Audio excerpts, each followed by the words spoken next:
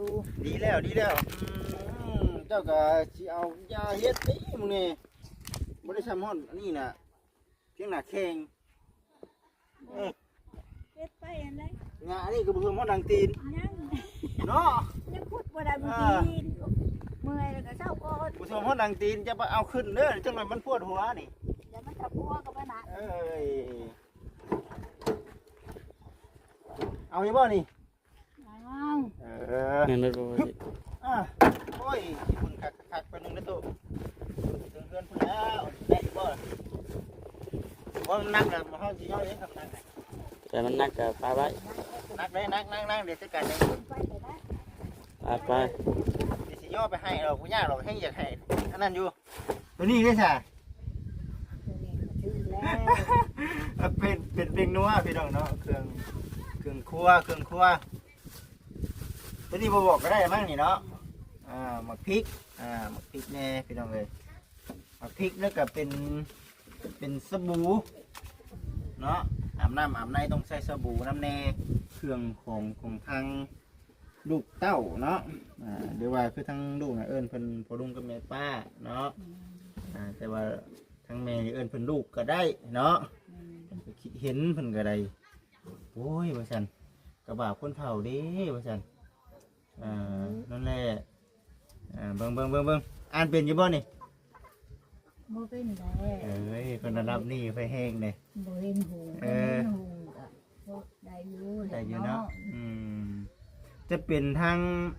ลุงนี่เตินเด้อลุงนี่เตินแล้วก็ป้าจันทมะดีป้าจันทมะดีคนผ่านเงินมาให้ลูกนะแมนถือว่าให้บริษัทซื้อเครื่องซื้อของมาพี่น้องเนาะเดือจากการซื้อเครื่องซื้อของเนาะ1 2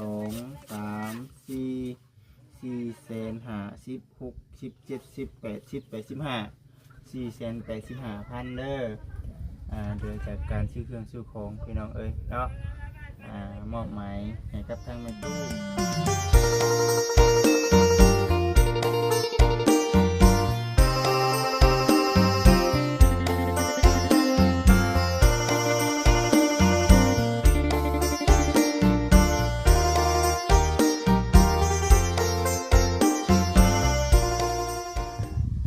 โดยพี่น้องเอ้ยกับทักทายสบายดีพ่อแม่พี่น้อง FC ทุกท่านทางฝั่งลาวฝั่งไทยทางต่างประเทศเด้อพี่น้องเด้อผู้พ่อกับบ่จิตคือเก่าเช่นเดิมมื้อนี้เด้อเนาะพาพ่อแม่พี่น้องมาหาทางแม่ตู้คูณพี่น้องเนาะมื้อนี้ก็ได้หลายๆคนก็คือสิฮู้กันดีเนาะในเรื่องของทางครอบครัวเพิ่นเป็นได้ใดบ่ซั่นนะพี่น้องเอ้ยตะกี้แต่ก่อนก็ได้ก็บัดที่นี้พี่น้องเนาะหลังจากว่ามีผู้รักผู้ใหญ่เนาะเพิ่นได้ฝากเงินฝากคำเนาะมาเฮ็ดเฮือนเฮ็ดซ่านมาเฮ็ดเฮือนเฮ็ดซ่านให้เนาะก็ถือว่าเฮือนซ่านดันเป็นสำเร็จสิ้นแล้วทางบัญชีก็ลดเทื่อได้ขึ้นมาพี่น้องเอ้ยเนาะนั่นคือเรื่องที่มีเวียกทางนี้ก็เวะมาเด่นนั่นคือเรื่องที่ผู้รักผู้ใหญ่เพิ่นมอบหมายงานมาให้เฮาก็ได้มาแบบนี้นะพี่น้องเอ้ยก็คือรังมื้อนี้แหละพี่น้องเนาะก็จะมีทางผู้รักผู้ใหญ่เพิ่นเนาะได้หาเงินเนาะมาให้กับทางบัญชีนี้เป็นสะพานบุญให้พี่น้องเอ้ยเนาะถือว่ามื้อนี้เนาะก็เบิ่งทางเป็นทางพ่อลุงเนาะพ่อลุงแล้วก็แม่ป้าเพิ่น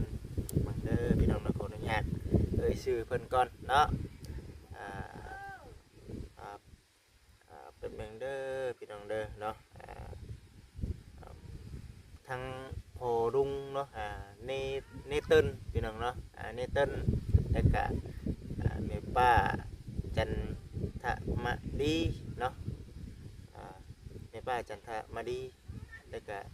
ลุงเนเติ้ลเนาะอยู่ประเทศสหรัฐอเมริกา USA พี่น้องเอ้ยเนาะ จดชื่อไว้อย่าลืมบริษัทนะพี่น้องเอ้ยก็ได้มอบหมายงานนี้เนาะให้กับทางบัญชีเป็นสะพานบุญให้ ชื่อของอยู่ของกินเนาะมามอบให้เนาะกับทางเมตู้ลาวและก็เหลือจากการชื่อเครื่องชื่อของเนาะทางพ่อลุงเนาะกับแม่ป้าก็ได้มอบหมายให้กับทางบริจิตนี้เนาะได้เอาเงินให้เราเลย เอาก็เดินกับขอบคุณเด้อพ่อลุงแม่ป้าเด้อที่มอบหมายงานนี้ให้กับทางบริจิตเป็นสะพานบุญให้ขอให้ป้ากับลุงอยู่ดีไม่แห้งปราศจากโรคภัยไข้เจ็บทุกประการเนาะคิดเงินขอได้เงินคิดคำขอได้คำเด้อป้ากับลุงเด้อเนาะมีน้ำจิตน้ำใจหักแพงแบ่งปันเนาะเพื่อแพ่ให้กับผู้ทุกข์ผู้ยากผู้ที่ว่าลำบากขาดเคินเนาะบรรเทาความทุกข์ความยากไปอีกระดับหนึ่งเนาะอันนี้ก็ขอขอบคุณลุงหลายๆเนาะไปเสียเนาะว่าอะไรล่ะพี่น้องเอ้ยตอนนี้ก็มาหอดแล้วหอดบ้านเพิ่นแล้วตะกี้ว่าสิขี่รถจักรมาแหละทั้งบ่แสนเพิ่นก็มีงานมอบคือกันเนาะเลยพากันแก้เครื่องแก้ของทั้งบ่แสนแน่ทางบ่จิตน้ำพร้อมพี่น้องเอ้ยเนาะพระจักพี่น้องเด้อเนาะโดยพี่น้องเอ้ยสิประมาณนี้แหละนี่ก็มาฮอดมาถึงแล้วตอนนี้ก็ได้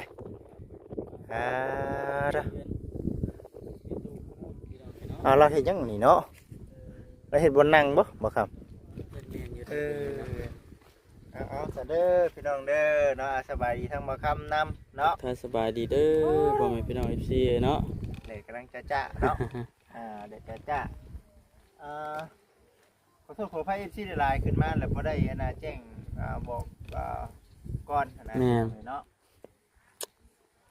คือว่าอันนี้เราสินั่นบ่พี่น้องเนาะเราสิเฮ็ดอ้อยขึ้นบ่นี่เนาะ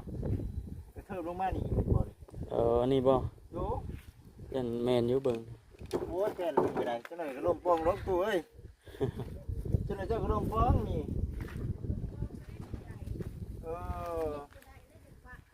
ป้าได้ดิใจอยากเฮ็ดซื่อเนาะโอ้คือก็กระเทิบลงมานี่แล้วก็ทางลุมนี่สิประมาณนี้นะพี่น้องเอ้ยมาครับวนแน่ดิกล้องแน่เพราะว่าทางน้องน้อยเพิ่นนั่นพี่น้องน้องน้อยเพิ่นฮึบไปตัวสบายดีมีเล็กน้อยแค่เสือพี่น้องเราก็เลยแบบให้บ่คำดิกล้องแน่เฮาบ่อยากน้ำไปอยู่ปุ่นก่อนไปหานุ่งเสือก่อนเด้อคันจะมาเบิ่งเด้อคันจะมาเบิ่งฮะหานุ่งเสือก่อนเสือก่อนคือว่าหั่นแหละพี่น้องเอ้ยตั้งกล้องก่อนเด้อเป็นจังไดจื้ออยู่บ่นี่จื้ออยู่บ่ตุกบ่จื้อบ่ได้แล้วบ่จื้อบ่ได้กะบ่เห็นหุ่งดำบาดสร้างเป็นตาก็บ่เห็นหุ่งเลยเดียวนี่กระเตกละมือตึ๊บมือตึ๊บตาก็บ่เห็นหุ่งเห็นกระเตกเนาะบ่ได้1ข้าว1น้ำให้กินซั่นนึงเองนั่นแหละจุไฟได้ระวังหม้อน้ำร้อนดอกเด้อจุไฟยังได้อยู่ร้อนแบบนี้อาบน้ำอยู่ไสนี่ฮะโอ้โหเสียไฟน้ำเขาเจ้านี่บ่เอาน้ำเพราะมันบุกถ้าเพิ่นได้แพงบ่สิ47,000ชมกับตัวเองอาบอยู่บ่ล่ะชมกับตัวเองใช้อยู่บ่โอ้ยชมมันก็บ่ชมเลยกินน้ำหั่นพร้อมบ่กินไม่ซื้อลูกเขามาขายแล้วซื้อละตู้สมมุติว่ามีเงินเจาะน้ำให้นี่สิมีแห้งหยุ่มอยู่บ่นี่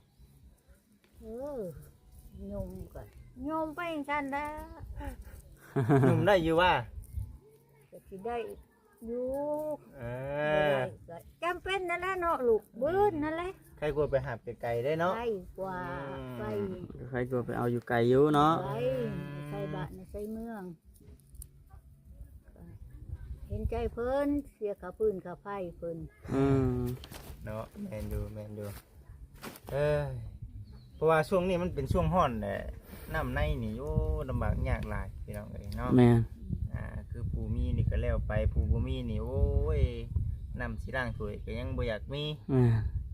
า ก็ทั้งยาก มีรถมีล่างเนี่ยแค่นี้เขาไปเกเอา แม่นบ่อืมอ่าจังได๋เสียสิเฮ็ดหยังอันนั้นน่ะ นี่ แม่น พุดลักอะไรทีหนึงพาบัดไป สิเอาผ้าวัดบ่ใส่เดี๋ยวนี้นะ เดี๋ยว เจ้า คือ ก็ บ่ เอา ใส่สังกะสี เจ้าก็เอาลักใหญ่โพ แม่ ด เพิ่นซื้อพาบัดมาให้แล้วก็เห็นแต่ดึงจนนั้นแล้วขังจนนั้นแล้วก็ดึงไปฮะ เฮ็ดเองบ่นี่ เอ นะ อ ยังเอาขึ้นบ่ได้เอาหลักขึ้นบ่ได้ก็นอนอยู่ บ่ ลักใหญ่เนาะ กูจะขุดเรียบร้อยแล้ว พุดแล้วก็มีพุดยังบ่แล้วก็มี เอาไผสิเอาผ้าวัดขึ้นให้นี่ฮะ พาบัดก็บ่ยากดอกมัดแต่ถึงแล้วก็ผูกเชือกใส่แล้วก็ดึง ขุดเองเลย พุดเอง เออมันยากคันเอาขึ้นเนาะบ่ครับ มันหักลักมันไหนมันนั่นอยู่บ่คุมลักคุดลึกอยู่บ่ล่ะ คุมบ่ลึกนะเบิ่ง อ่า บ่เลิกดอก เนาะย่านได้อย่าเผาขึ้นแต่ว่าขึ้นจนมันโพดหัวฮะคิดว่าจะสิใช้สังกะสีได้ สังกะสีได้สังกะสีแผ่นเดียวเฉพาะ ยันว่าเฉาะแม่ตู้แล้วสิใช้สังกะสีบ่วะ เดี๋ยวสิก็กระทืบก็เกยเอาติ เป็นแต่พาบัดนั่นแหละ อืม ใส่ผ้าบัดพอให้มีอันนั้นบ่ อืม มีห่มนั่งในเนาะ ดังปืนดังไฟ พอได้ดังไฟเนาะบอกก็คือบอกมาว่าซั่นน่ะนะพี่น้องเอ้ยเนาะเอ้ย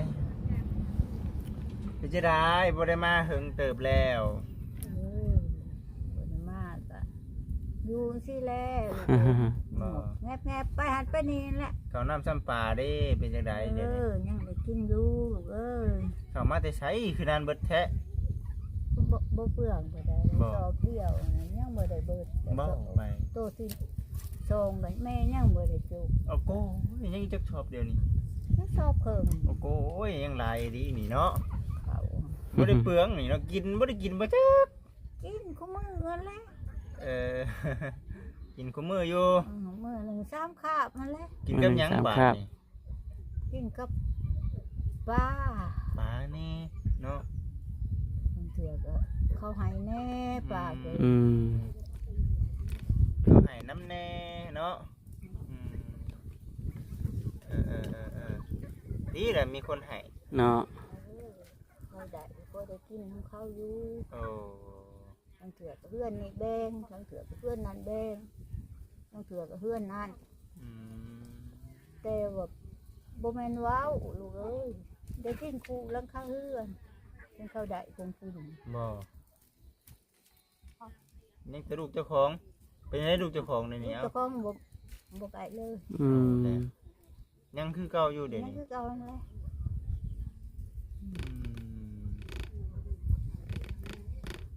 หลานได้สามารถเด่นน้ำอยู่บ่ ร้านก็พ่อแม่เขาบ่ให้มาเขาบ่มาแต่แต่เก่านี่เป็นน้อยมันมาอัน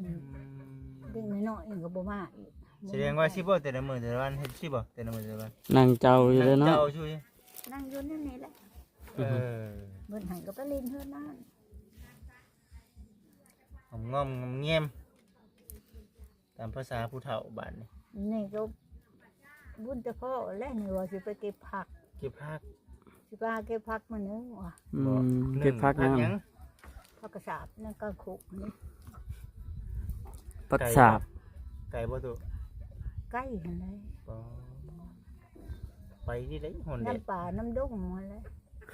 ฮอนแดดพอป่านนี้ยังว่าไปอยู่ป่านี่มีบ่นี่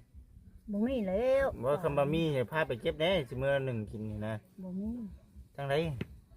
ทางผู้ มันอยู่แถวดงแถวหยังบ่ เออ เออ โคก บ่อันนี้บ่ว่าความจริงได้พี่น้องอันนี้ป่านี่บ่ได้ไกลเด้บ่ได้ไกลคำว่ามีนี่ไปหาเนาะตัวเนาะ อืม ก็มีได้มีบ่นี่ มันบ่มี ย่าบ่ไป ไปไกลดีเนาะพุ่น ใกล้ได้ เอาซาเด้อตูเด้อเนาะมื้อนี้มามื้อนี้ก็มีทั้งผู้รักผู้ใหญ่เนาะเพิ่นได้ให้กับลูกนี่แหละเป็นสะพานบุญให้นำเครื่องนำของเนาะมามอบให้ทั้งแม่ตู้ สาธุ สาธุลูกหลาน อืม อ่าเป็นอยู่เมืองนอกเมืองนามีแต่ว่าเดี๋ยวไปเอาของแล้วก็ขึ้นไปนั่งเว่ากันอยู่เทิงขึ้นใหม่เพื่อเนาะเพื่อจบคลิปลงไปนี่พอแห้งได้นี่เนาะหย่อบ่ได้บ่จิตนี่เนาะมื้อนี้ไปจับไปไม่ตู้ไปเอาของไปน้ำเครื่องน้ำของก่อนพี่น้องโอ้ยยังคันยังแข็งแห้งคือเก่านี่เนาะจะรู้ยังอยู่ดีไม่แห้งดู ดีแล้วเจ้าก็สิเอายาเฮ็ดนี่มื้อนี้บ่ได้ซ้ำฮ้อนอันนี้น่ะเพียงหน้าแข็งเฮ็ดไปอันใด งาอันนี้ก็บ่เพิ่มฮ้อนดังตีน ยัง เนาะ ยังพูดบ่ได้บ่ดีเมื่อยแล้วก็เช้าก่อน บ่เพิ่มฮ้อนดังตีนจะไปเอาขึ้นเด้อจังหน่อยมันปวดหัวนี่ เดี๋ยวมันจะพัวกับมันนะ เอ้ยเอาอยู่บ่นี่ เอา เงินรถบ่จิต อ่ะ เอา เงินตาไปนะใส่เนาะเงินให้มาถือโอ้ยคุณคักไปนึงนะตุ๊ถึงเพื่อนพุ่นแล้วได้บ่ว่ามันนักแล้วเฮาสิย่อยเองครับนัก แต่มันหนักก็ปาไว้ นักเลยนักเดี๋ยวจัดการเอง ไปแต่ละ ไป เดี๋ยวสิย่อไปให้เราผู้ย่าเราให้อยากให้อันนั้นอยู่โอ้ยน้ำมันซื้อมาให้เราพี่น้องเพราะว่าอันนั้นดิโอ้ยดูขึ้นเทิงด้วยจ้าน่ะขึ้นเทิงพุ่น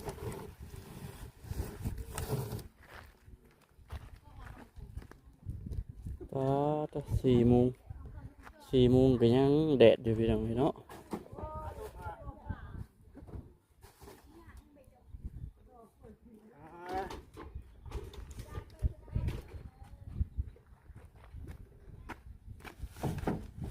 เป็นชื่อกันน้ำมันนี่ก็ได้ จัดหนักจัดเต็มมีตุ่มคูณบ่ได้มาแต่ดนเลยค่อยมาตั้งแต่มื้อที่ว่าเราเจอของแปลกมื้อนั้นพุ่น มีของแปลกอีกเหรอ มีอยู่แต่ว่าเราบ่ได้ เอาคือว่าเนี่ย ส่วนเพื่อนข้างเป็นประตูนั้นของเราได้อยู่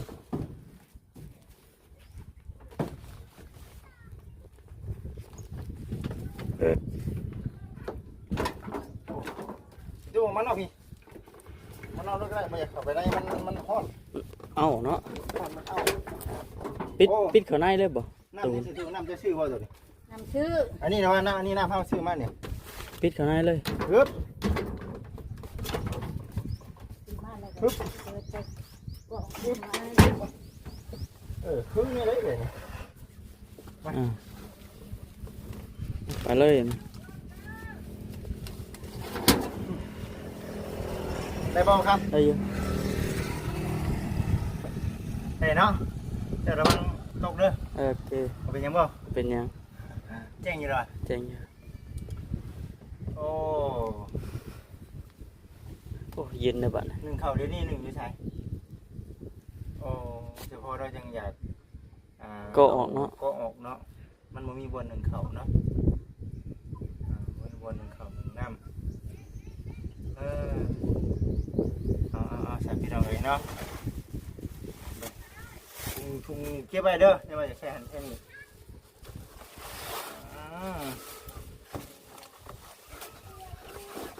ไข่เบิ้ลอะไรไข่เจ้าหน่อยของที่ว่าลูกๆเอามาให้ประเภทพวกแบบนี้นะเบิ้ลจะถึงนะปลากระป๋องแบบนี้นะกระเบิ้ลแซ่บอยู่บ่กินนะตุ๊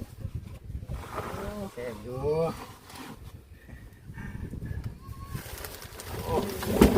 ยังยังจะขอบุยังหาหอคุกหอ กินอยู่กินเนาะแซ่บกินมีนั่นแล้วเขาเนาะกินมีเดี๋ยวแล้วเขาผู้เฒ่าผู้แก่โอ้ขี้พุ่นในตู้แล้วจะปั่นเฮือนเด้อโอ้ย คุณ อันนี้เป็นขนมไข่เด้อตู้เด้อขนมไข่กินบ่ กันยา ยันแขนเนาะแขนได้นี่ขนมไข่แน่พี่น้องเนาะเป็นมันเบิดเลยบ่นี่เบิดเลยก็มาเพิ่มอีกพี่น้องเนาะเป็นป ปลากระป๋องเนาะเป็นปลากระป๋องแน่พี่น้องเลยเนาะอึ๊บสิได้เป็นปลากระป๋องนุ่มดิเบิดนะกูเดือยังคงกินให้เนาะเต็มจังนี่เนาะครับเต็มเนาะ บ่แตกเนาะ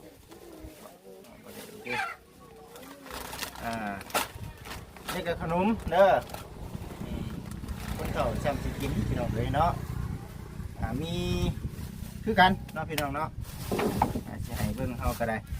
แต่จะมีประเภทพวกกลัวบ่ เครื่องครัวได้มีปลาเด็กคนเดียวเฮ็ดนี่คนเดียวกินนี่ยังบ่ทันเบิดจับตัวนั่นน่ะเบิดได้บ่ ป้า ยังแต่น้ำปลาเดี๋ยวนี้ เงินป้า เป็นนัวได้ใส่เบิดเลย งัวซื้อเลยดิซื้อในทง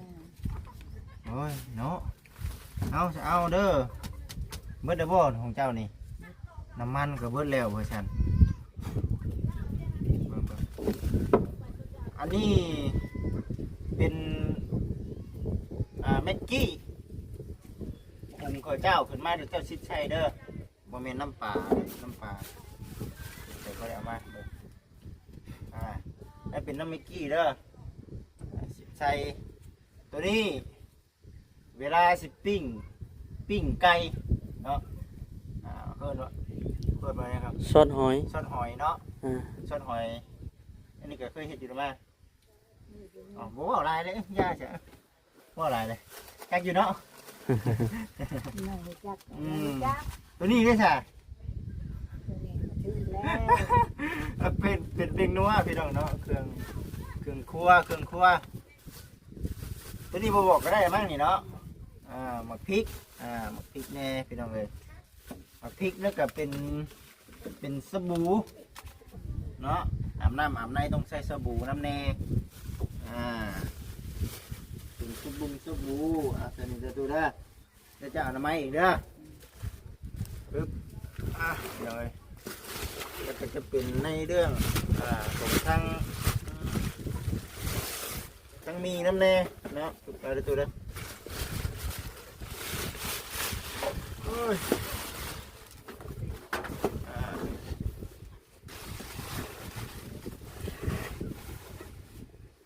ทั้งมีน้ำแน่เนาะแล้วก็น้ำบ่คำมาไว้ถังก็ได้นี่เราถังก็ได้เนาะนี่เด็กนี่ไว้ถัง ได้ป่ะ จึงจะได้แบบว่าถ่ายรูปให้ที่น้องเบิ้งหัวสั่งข้างๆนี่สั่งซี่แล้วแหละเนาะได้อยังบอกคือเนาะนุ่มมือขึ้นเนาะตัวเนาะ1 2 3โอเคอันนี้นะจะเป็นเครื่องของทางลูกเต้าเนาะเดี๋ยวว่าคือทั้งลูกนะเอิญเพิ่นพอลุงกับแม่ป้าเนาะแต่ว่าทั้งแม่เอิญเพิ่นลูกก็ได้เนาะคิดเห็นเพิ่นก็ได้โอ้ยว่าซั่นกระบะคนเฒ่าเด้ว่าซั่นนั่นแหละเบิ่งอ่านเป็นอยู่บ่นี่ บ่เป็นได้ เอ้ยคนระดับนี้ไฟแห้งเลย บ่เห็นหูก็ได้อยู่เนาะจะเป็นทางลุงนี่เตินเด้อลุงนี่เตินแล้วก็ป้าจันทมะดีป้าจันทมะดีคนผ่านเงินมาให้ลูกนะแมนถือว่าให้บริษัทซื้อเครื่องซื้อของมาพี่น้องเนาะเดือจากการซื้อเครื่องซื้อของเนาะเดืออยู่บนเนาะบนเรือสักบาทบนเรือเนี่ยเฮ็ดได้ไหม บ่เรือแหละบ่เรือ พี่น้องเลยเนาะเบิ่ง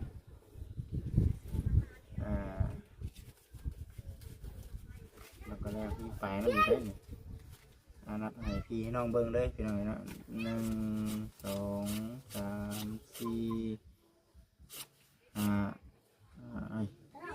3 4 4แสนเนาะเบิ่ง1 2 3 4 450,60 60 70 80 85 485,000เด้อโดยจากการซื้อเครื่องซื้อของพี่น้องเอ้ยเนาะมอบหมายให้กับทางแม่ตู้ได้เงินได้คำไปแล้วนี่จะเอาไปเห็นยังเนาะนี่เนาะ เลี้ยงไว้แล้วอยากเก็บเป็นลูก ชิปเป็นยังชิปเป็นเนาะ เก็บเป็นเวลามันขาดเกินนับใน เอา ไปแล้ว สาเด้อตัวเด้อเนาะลงมือเอาได้กะอวยใช้อวยพรให้ลูกเต้าแน่ พ่อลูกเต้าให้อยู่ดีมีแห้งผู้คนแต่นี่ต่อไปให้มีแต่อายุมันยืนเด้อลูกเอ้ยสาธุให้อยู่ดีมีแห้งผู้คนผู้จะไกลอยู่ไกลแต่นี่ต่อไปเท่านั้นแล้วว่าก็บ่เป็นแล้ว เนาะขนาดว่าบ่เป็นนี่เนาะสาธุ ธุ นั่นแหละจังว่าผมว่าเพิ่นอยู่บ่ไกลเพิ่นยังอยากช่วยเบิ่งแหน่คือ อยู่ไกลนั่นคือเทนเนาะอยู่ไกลจะเทะเพราะว่านี่จะยังให้ตายลูกเดียว เว้าอยู่บ่เสมอ บ่ว่าก็ซ้ำเว้าแล้ว บ่ เงินหยอดตัวนึง ยังหยอดแนวมันดีแค่ไหนแม่นบ่ หยอดแน่มันดีแค่ไหน เอาว่าแท้เนาะนี่แหละพี่น้องเอ้ยเนาะลูกหลายคนพ่อแม่เลี้ยงได้จักคนเลี้ยงลูก 2 คน ลำบากบ่เลี้ยงลูก โอ้ยความลำบากนะ หืม มันก็เบิดอยู่ในบ่ เป็นจังไดเลี้ยงลูก ทุกอันแล้วเลี้ยงลูก ทุกข์แห้งเนาะเพื่อสิใหญ่แม่นบ่ ที่ไงผู้หนึ่งก็แห้ง อืม สมมุติว่ากินขี้เขาเบิดสำหัวยังบ่ใหญ่ หึ กินขี้เขาเบิดสำหัวยังบ่ใหญ่ กินขี้เขา โย เบิดซ้ำหัวคือบ่ใหญ่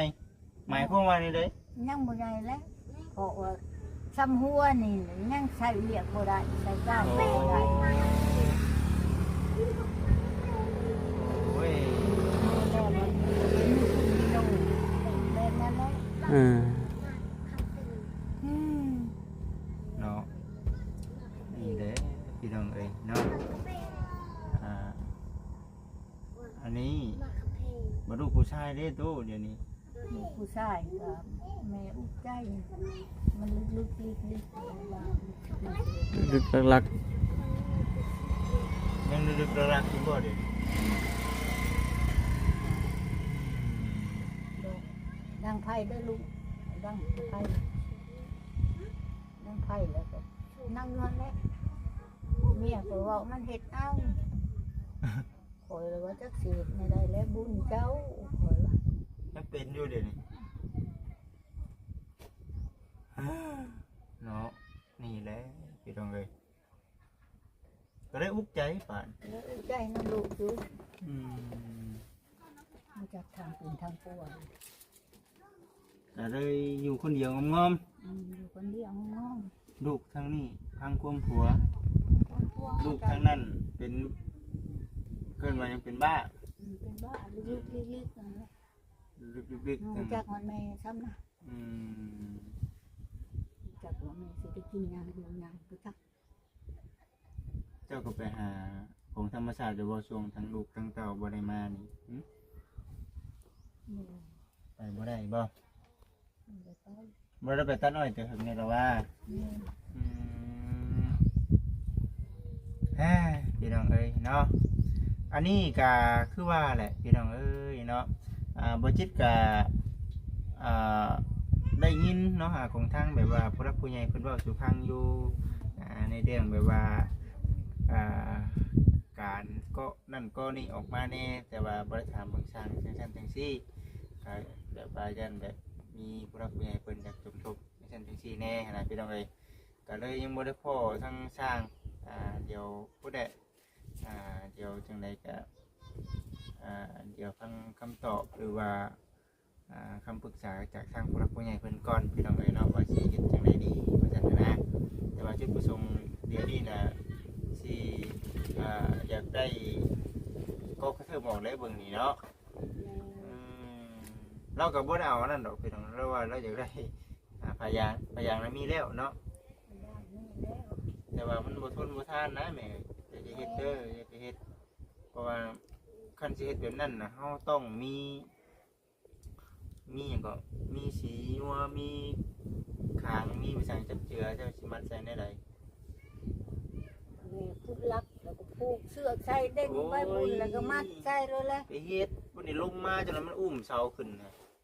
เนาะบ่ครับ แม่นนั่นแหละ อาเมนแล้วก็ขาดได้ชื่อได้ขาดได้ชื่อเจ้าเฮ็ดบ่เฮ็ดเด้อมันเฮ็ดบ่ได้มันบ่ทนบ่ทานดอกเฮ็ดแบบนั้นน่ะบ่ทนเดี๋ยวเสียไปอย่างนั้นล่ะยันว่าสนุกว่าไปหันก่อนให้มันนอนก่อน